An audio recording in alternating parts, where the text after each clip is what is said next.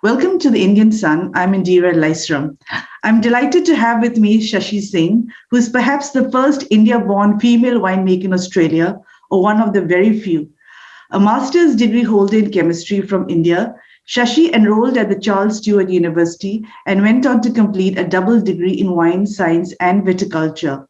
Alongside her studies, she also worked as an apprentice winemaker for 8 years with Philip Jones, owner of Bass Phillip Wines, and reputed to be Australia's foremost maker of Pinot Noir. Today, her wines, sold under the brand name Avani, have been well received by key sommeliers or wine experts and are stocked in a number of reputed restaurants across Australia and around the world. Welcome, Shashi. How have you been? Thank you, Indra. Thank you for having me on your program. It's always, a pleasure to talk to you. Same here. How did you get into winemaking? I think I was very lucky to find something. Now I know that I'm so passionate about it. I think the reason was living close to a wine region and then involved in hospitality industry. My husband, Devendra, has run a restaurant on Mornington Peninsula for over 30 years. And my introduction to wine was working in the restaurant on and off. And we were selling the wines from this particular property in our restaurant and got to know and visit the vineyard and the winemakers. And my interest grew deeper into it. So I started reading journals and, I got more and more fascinated by it and had this opportunity and time in my life at that time that I can get enrolled and do a degree and have that fundamental knowledge behind me and then, work on the vineyard. And because the whole terminology was so new, I, don't come from a family of wine drinkers coming from India, where most of our grandparents are sugarcane and wheat farmers. Yes. This was very new, but, I thought, I can always give it a go and learn, which was very exciting. And you said it was a happy coincidence when you found your property at Red Hill at the Mornington Peninsula, isn't it? Tell us about the wines you grow and what is your approach to winemaking? So on the estate property, Indra, we grow only Shiraz at present. And we do work with a couple of other vineyards on Mornington Peninsula. And from there, we make Pinot Noir, Chardonnay, Pinot Gris, Sauv Blanc, and sometimes Gewürztraminer. And it is interesting to know about these all different varieties and come and know about the different sides of Mornington Peninsula as well. So it's a really interesting journey for me. My approach to winemaking is very minimal intervention in the winemaking. And because I want to make wines which speak of the different sides. So I use indigenous yeast, no fining, no filtration in any of the wines. A little bit of sulfur is added just before bottling. But my estate vineyard is farmed on organic and biodynamic principles. And I think that helps me to make the wine that I want to make. So I found that biodynamics helps me to enhance that individuality in my wine. So that uniqueness, which speaks about from where it comes. That's why, I love those wines myself. For someone who hasn't tasted Avani wines, how would you describe them? I think Avani wines are textural. I use all natural acidity, so nothing is added. So for me, the quality of the fruit is of most important. So you find the wines are vibrant, balanced, and very food friendly. And, you can, red wines, you can cellar them over 10 years and, they still drink so good. That's what I think anyway. And what kind of food do they best pair with?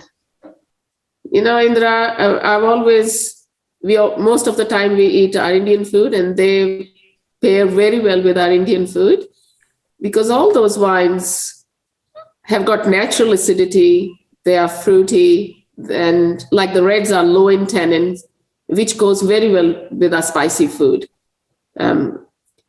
And Shiraz is like the lowest alcohol as well. So, I think to pair the wines with our spicy food, it's important to have that backbone of natural acidity and texture. And that's what my wines all have, even the Chardonnay or the Pinot Gris I'm making, and the Syrah and the Pinot Noir. Mm. Tell me about the business aspect of it. What are the places, restaurants that Avani Wines today go to?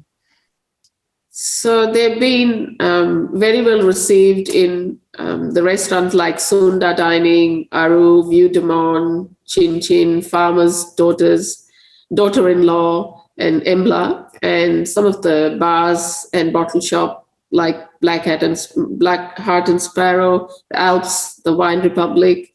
They're all stocking the wines, and on Peninsula you can get it at Jackalope, Point Leo, Bistro Alba, and Donna Maria. So they are really well-known restaurants where the wine have been really appreciated. So I'm very happy about that.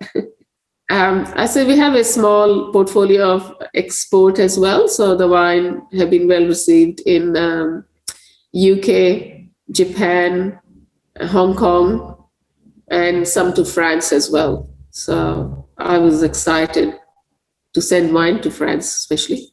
I know that is exciting, sending wine to a wine-making country, a leading wine-making country, isn't it? But with that very impressive list of clientele, I would call you a very successful winemaker. As a woman, how has your personal experience been in the wine industry? I mean, did you initially face a bit of a struggle? I think initially, if I think back, this is a few years ago, I did had struggle in to get into the wine industry, being a female and being women of color, which is an male-dominated industry. I did felt I was an outsider, but I think I did make some great contacts during that time, and has still been in touch with those people. You try to keep what is always good and try to, forget the negativity of that time. And I think I was very confident in myself, and I knew I could do this. And I don't have to have approval of a lot of other people which don't agree with me. And later on too, I think, Indra, when I started working, I was studying and I was part-time working as well with Philip Jones at Bass Phillip. And I think that kind of worked like a buffer for me, because the atmosphere at Bass Phillip was totally different. He was very encouraging of people of different ethnicity, and there was a very diverse range of people coming from different countries working at his place. And I think that little bit of that thing didn't matter to me. So, overall, I had a really positive experience. And I think I was very lucky, very fortunate to be working with Philip. And even today, I have high regards for him. But I think it's very different as well. For me, I started this career very later on in my life, but a lot of young people young people of Indian origin or Asian origin are getting into it. And I think it will be a different experience for them. My education was from India, and then I started studying here. So I had that little bit of disadvantage as well. I had to adjust to a lot of things. But I think people who will be entering the industry now, there's a bright future for them. And I would say the only two things kept me going was I can do this, and hard work and discipline. And I think you have to find someone to work with where you are happy. So where you're happy and you're working, it could be any work. it doesn't matter, what timings or what you are doing, you'll always get a better outcome of learning where you're happy. So I think I was very fortunate with Philip. I think you've had such a rich experience. You've brought so much to your vineyard. I mean, all that experience from India as well, where you talk about biodynamic agricultural influence, of farming in Haryana. And, and now you have your family to work with you, and you are doing so well. Avani Wines is so well received. It is really interesting and good news for all those Indian women out there who want to really get into winemaking, That's true. Yeah. And it's a possibility. And, wherever I can help, I would love to help and give opportunity to people, because I had the first-hand experience. And, don't be discouraged if you are not back at one place. Go and try and find, where you fit in. So Yeah. I think it's a fantastic industry to get involved. And where do you see the future of winemaking for women? I think it's a great way. It's a great lifestyle, I would say, Indra. You can adjust and spend time with your children as well, and give them ethics of hard work. And I think where the food comes from, and give a different respect for farmers all around. And I think it's a career which is the women can do really well, because it's said that women have a better palate than men anyway. So we can make better wines. Yeah. So I think there's a great future for women. Yeah, I wanted to ask an offbeat question, because you're a winemaker, and when you go to a restaurant, how do you select a wine? I think I kind of decide what I'm eating, and then I'll pair my wines depending on that. So I love wines which are biodynamic and organic, produced by biodynamic and organic viticulture, and wines with minimal intervention. Those are the wines, I think they have a different energy and soul in them. So we'll always go for Syrah, or, they're always, the Syrah has lighter in tannin, fruity, and really beautiful, the acidity in them to pair with most of our food that I go out is Indian. So Syrah would be one of my first choices. Okay. And how has the plantation been this year? Did you have good weather, and how was it this year? I think this year was a little bit better than last year, although it was quite wet during a harvest season. And because the wines are such that this year fruit was affected because of how the weather was last year. So I think the Shiraz kind of in quantity wise was it was a little bit lower than in quantity, but quality was very good, because we had that cooler, March again, and that ripening was long. And so, I work on that beautiful acidity. So they were just beautiful. And being wet season are challenging, but you always make a better wine if your viticulture is good. So a lot of vineyards in the area had a problem with botrytis, but I had none. And I think that goes back to how I farm. So I think farming is very, very important. Winemaking is, I have to just preserve the fruit, what comes in, and ensure the site in the fruit. Most of my work is in the vineyard. And that's very exciting. How many hours a day do you spend in the vineyard?